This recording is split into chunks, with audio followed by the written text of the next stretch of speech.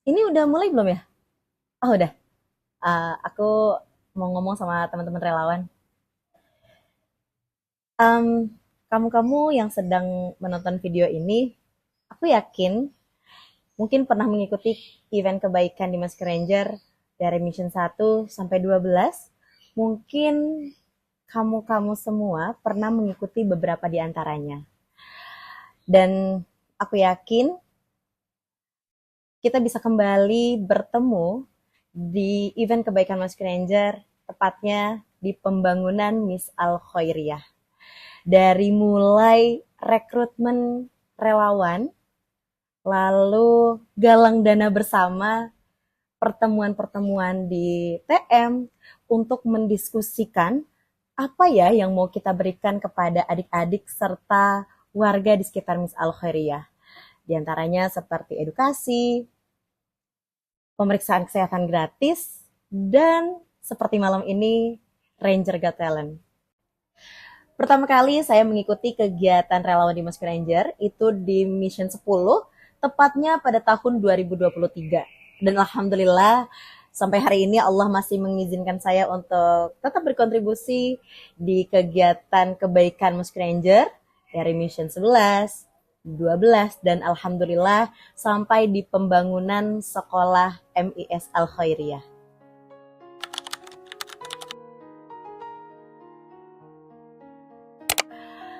Aku yakin di antara kamu-kamu semua memiliki alasan kebaikan tersendiri. Entah mungkin alasannya untuk membahagiakan adik-adik di sini, membahagiakan warga-warga di sini, atau mungkin alasan kalian ingin pendidikan di Indonesia merata. Kita semua punya alasan tersendiri di sini. Sampai akhirnya kita bisa kembali dan ingin melihat adik-adik serta warga di sini tersenyum. Aku mau bilang terima kasih banyak sama kamu-kamu semua yang sampai hari ini masih bertahan di peresmian pembangunan Miss Al Khairiyah. Dari segala rentetan yang sudah kita lakukan bersama, aku mau ngucapin terima kasih banyak sekali sudah bertahan sampai hari ini, sampai kita bisa melihat secara langsung kebahagiaan yang dirasakan oleh adik-adik serta warga sekitar.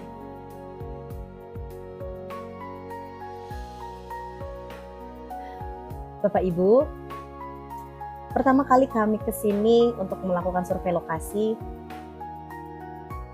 hal pertama yang kita lihat adalah bagaimana adik-adik menyambut kami dengan senyum bahagianya, bagaimana guru-guru menyambut kami dengan senyum bahagianya. Tapi jujur kami heran sekali, mereka tetap bisa menebarkan rasa bahagia mereka di saat kami sendiri melihat bagaimana keadaan tempat mereka belajar serta mengajar. Rasanya gak ada kalimat yang pantas untuk mendeskripsikan itu semua. Doanya terutama semoga rencana kita semua yang insya Allah ridha ini Allah permudah, Allah berikan jalan terbaiknya. Bismillah Bapak Ibu. Sekolah yang atapnya bocor, dinding retak, kursi meja yang tidak layak, bahkan kelas, kami pernah melihat kelas tersebut banjir karena hujan. Belum lagi kami juga melihat kelas yang bau karena kotoran. Pak, ke model istilah. Sedih hati kami ketika akhirnya tahu bagaimana adik-adik tetap melakukan kewajibannya sebagai siswa, guru-guru melakukan kewajibannya sebagai guru untuk memberikan pendidikan, untuk memberikan ilmu kepada adik-adik. Mereka tetap bahagia, padahal dengan keadaan sekolah yang sangat tidak layak. Dan alhamdulillah Allah memberikan petunjuk kami untuk hadir ke sini untuk membantu adik-adik serta guru-guru agar adik-adik semua bisa mendapatkan sekolah yang lebih layak, agar teman-teman semua bisa mendapatkan pendidikan di tempat yang lebih layak lagi. Kami ingin berterima kasih sebesar-besarnya karena masih diberikan kesempatan untuk kami menambah histori kebaikan kami. Kami mau ucapkan terima kasih banyak kepada semuanya. Karena kesempatan kali ini, kami bisa menambah kebermanfaatan dalam dunia pendidikan.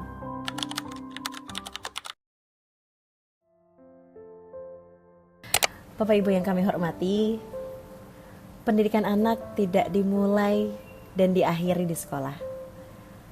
Sekolah memang tempat anak-anak belajar, membaca, menulis, dan berhitung.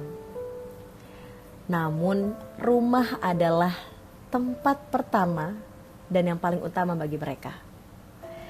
Di rumah, anak-anak belajar tentang sikap, adab, tanggung jawab, kejujuran, serta kasih sayang. Dari cara bapak dan ibu berbicara, bersikap, dan menghadapi kehidupan sehari-hari, anak-anak meniru dan belajar. Pelukan, nasihat sederhana, serta perhatian kecil yang diberikan setiap hari adalah pelajaran berharga yang tidak tertulis di buku manapun. Kami memahami keterbatasan yang ada.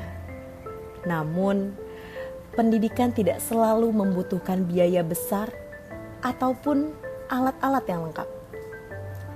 Mendengarkan cerita anak, mengajarkan doa sebelum tidur, membiasakan berkata jujur, dan memberikan contoh kerja keras adalah bentuk pendidikan yang sangat berarti. Ketika sekolah dan rumah berjalan bersama, anak-anak akan tumbuh tidak hanya cerdas dalam ilmu, tetapi juga kuat dalam akhlak dan karakter. Karena masa depan mereka tidak hanya ditentukan oleh apa yang mereka pelajari di sekolah, tetapi juga nilai-nilai yang mereka rasakan dan pelajari dari rumah.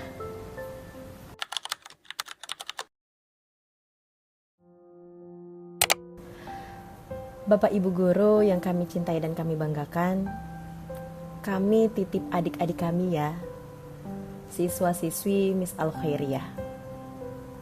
Bahwasanya pendidikan bukan hanya tentang belajar di kelas, tetapi bagaimana di masa depan nanti, adik-adik menjadi pemuda-pemuda yang bermanfaat bagi banyak orang.